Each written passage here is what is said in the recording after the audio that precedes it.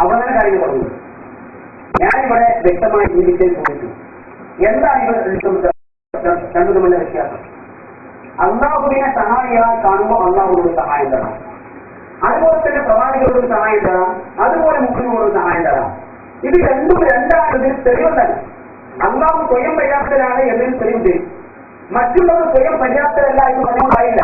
സ്വയം പര്യാപ്തത ഇല്ല എന്ന് വിശ്വസിച്ചുകൊണ്ട് മറ്റൊരാളുടെ സഹായം തേടാൻ വേണ്ടിയിട്ടുണ്ട്. ഞാൻ ഈ ആയത്തിൽ നിന്ന് തെളിവ് വെച്ചപ്പോൾ ഒരേ ആയത്തിൽ നിന്ന് തന്നെ തെളിവ് ഇല്ല മുസ്ലിങ്ങൾക്ക് എന്ന് പറഞ്ഞിട്ട് ഒന്ന് കാണാൻ ശ്രമിച്ചിട്ടുണ്ട്. ഞാൻ നേരത്തെ ആയത്ത് നോക്കിയപ്പോ ആ ആയത്തിൽ അതിന് തെളിവില്ല എന്ന് പറഞ്ഞ് അതിന്റെ പിന്നാലെ കൂടിയിരിക്കുന്ന ആളുകളാണ് ഇപ്പോ ഒരു ആയത്തിൽ പിന്നാലെ തന്നെ കൂടാനില്ല വേറെയും ആയത്തുണ്ട് എന്ന് പറഞ്ഞിറങ്ങിയത്.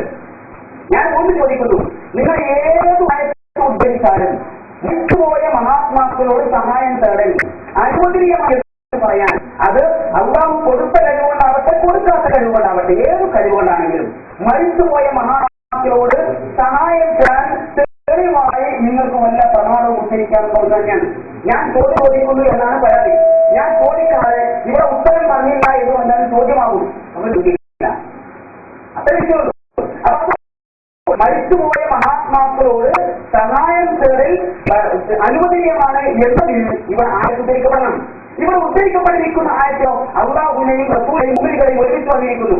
അതിൽ അള്ളാഹുവിനെയും ബാക്കിയുള്ളവരെയും വേർതിരിക്കുവാനുള്ള തെളിവുണ്ട്. ആ തെളിവ് ഉദ്ധരിച്ചിട്ടില്ല. അള്ളാഹു സ്വയം പര്യാപ്തനാണ് എന്ന് പറഞ്ഞുകൊണ്ട് മറ്റുള്ളവർ സ്വയം പര്യാപ്തത ഇല്ലാത്തവരും അതുകൊണ്ട് തന്നെ അവരോട് പ്രാർത്ഥിക്കാവുന്നതാണ് അല്ലെങ്കിൽ വിശ്വാസാക്കാവുന്നതാണ് എന്നതിൽ തെളിവിച്ചിട്ടില്ല. മാത്രമല്ല മരിച്ചുപോയവർ ഇവിടെ സഹായം എന്ന് ഞാൻ അർത്ഥം പറഞ്ഞതാണ്.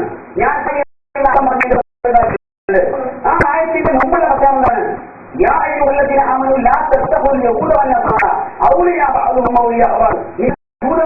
പരസ്പരം ആത്മമിത്രങ്ങളാക്കരുത്, ആത്മബന്ധുക്കളാക്കരുത് എന്നാണ് അവരെ ഞാൻ പരിഹരിച്ചത്. സഹായം അവിടെ പറഞ്ഞത് എന്ന് പറഞ്ഞു. അവരോടുള്ള പാടില്ല എന്ന് പറയുമ്പോൾ അവർക്ക് ബന്ധം പാടുള്ളവരുടെ പരിധിയാണ് സൂചിപ്പിച്ചത്. അള്ളാഹുമായും റസൂലുമായും അതുപോലെ മറ്റു ബന്ധം പുലർത്താം. ആ ബന്ധം അവരുമായുള്ള ബന്ധം അത് ജീവിച്ചിരിക്കുന്നവരാണെങ്കിലും മരിച്ചാണെങ്കിലും ആ ബന്ധത്തിൽ പ്രശ്നമില്ല എന്നാണ് ഉപയോഗിച്ചത്. എന്ന് പറഞ്ഞാൽ മുൻകാല എല്ലാ പ്രവാചകന്മാരോടും ആദർശ ബന്ധം നമുക്കുണ്ട്, അവരോട് ആദർശ ബന്ധമുണ്ട്. ആ തരത്തിൽ എല്ലാ മുസ്ലിങ്ങളോടും ആദർശ ബന്ധമുണ്ട്. നമുക്ക് ആ ബന്ധത്തിൽ പ്രശ്നമില്ല.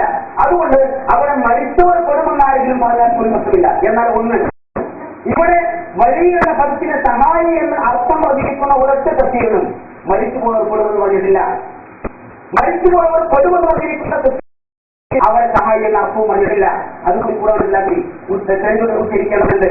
അപ്പൊ അതുകൊണ്ട് തന്നെ ഇവിടെ ഇന്നമാവലിക്കുണ്ടാകുന്നു എന്ന് തുടങ്ങുന്ന ആയത്ത് മരിച്ചുപോയ മഹാത്മാക്കളോട് സഹായം താൻ തെളിവായിരുന്നത് ഇതുവരെ രേഖ ഉദ്ധരിച്ചില്ല.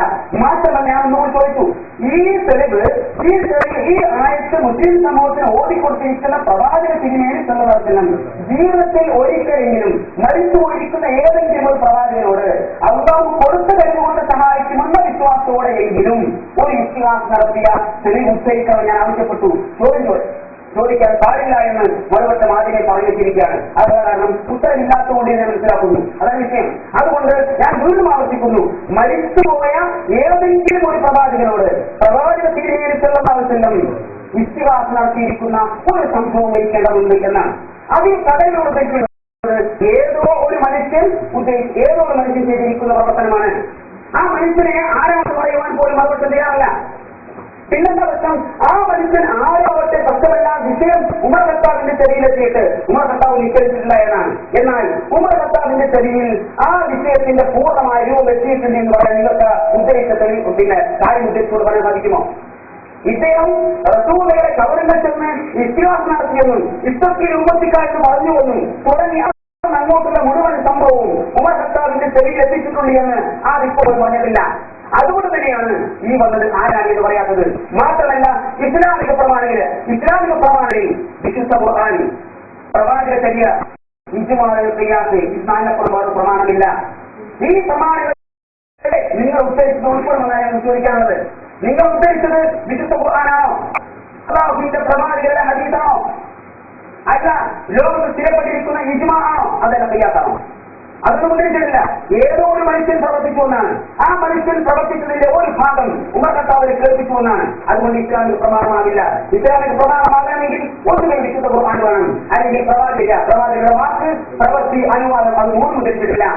പിന്നെ അല്ലെങ്കിൽ ഇജ്മാ അല്ലെങ്കിൽ ഖിയാസ്, ആ 4 പ്രമാണങ്ങളിലും ഇത് ഉദ്ധരിക്കപ്പെടില്ല. അതുപോലെ തന്നെ ഈ വിഷയം ഇവിടെ ഉന്നയിക്കപ്പെട്ടിരിക്കുന്ന ഇസ്ലാമിക പ്രമാണങ്ങളിൽ മരിച്ചുപോയ മഹാത്മാക്കളെ വിളിച്ചു പ്രാർത്ഥിക്കുവാൻ അല്ലെങ്കിൽ ഇസ്ലാം നടത്തുവാൻ സഹായം തരുവാൻ അനുവദനീയമായി എന്ന് തെളിവുണ്ടോ എന്ന് ചോദിച്ചത് ആ ഉദ്ധരണി തെളിവല്ല എന്ന് മാത്രമാണ് ഇവർ വ്യക്തമായി നല്ലതുപോലെ കബളിപ്പിച്ചുകൊണ്ടാണ് മൗലവി തന്നെ മറുപടി ആരംഭിക്കുന്നത്. അതാണ് ഇപ്പോൾ ഇസ്തിഗ്ഹാസക്ക് സഹായാർത്ഥനക്ക് തെളിവായി ഞങ്ങൾ എടുത്ത് ഉദ്ധരിച്ചത് എന്നാണ് പറഞ്ഞു വെച്ചത്. മുന്നിൽ ഇരിക്കുന്ന ആളുകൾ ബുദ്ധിയുള്ളവരാണ് എന്ന് മൗലവിയെ ഞാൻ ഓർമ്മപ്പെടുത്തുന്നു. നിങ്ങൾ ഇന്നമാ വലിയകും റസൂലുഹു എന്ന ആയത്ത് ഓതിക്കൊണ്ട് അള്ളാഹു നിങ്ങളുടെ സഹായിയാണ്, അമ്പിയാക്കളും ഔലിയാക്കളും സഹായികളാണ് എന്ന് ഞാൻ പറഞ്ഞപ്പോൾ ആ അർത്ഥം വാദത്തിന് വേണ്ടി ഞങ്ങൾ സമ്മതിച്ചുകൊണ്ട് പറയട്ടെ എന്ന് പറഞ്ഞപ്പോഴാണ് വാദത്തിന് വേണ്ടി സമ്മതിച്ചാൽ പോരാ, നിങ്ങളുടെ ആധികാരിക മുഖപത്രത്തിൽ തന്നെ ഇന്നമാവലിയുക്കും അല്ലാഹു എന്ന ആയത്തിന് അർത്ഥം കൊടുത്തിരിക്കുന്നത് നിങ്ങളുടെ സഹായി അല്ലാഹുവാണ് എന്നാണ്. ആദർശബന്ധു എന്നല്ല, നിങ്ങളുടെ ആത്മമിത്രമാണത്രേ അല്ലാഹു. ആദർശബന്ധുവാണത്രേ അല്ലാഹു. നിങ്ങളുടെ ആദർശബന്ധു അല്ലെങ്കിൽ ആത്മമിത്രം എന്നല്ല അതിന്റെ അർത്ഥം. അതിന് അർത്ഥങ്ങൾ അങ്ങനെ ഉണ്ടാകാം, വ്യാപകമായ അർത്ഥം എന്തും ഉണ്ടാകാം. ഞാനൊന്നും ചിന്തിക്കുന്നില്ല.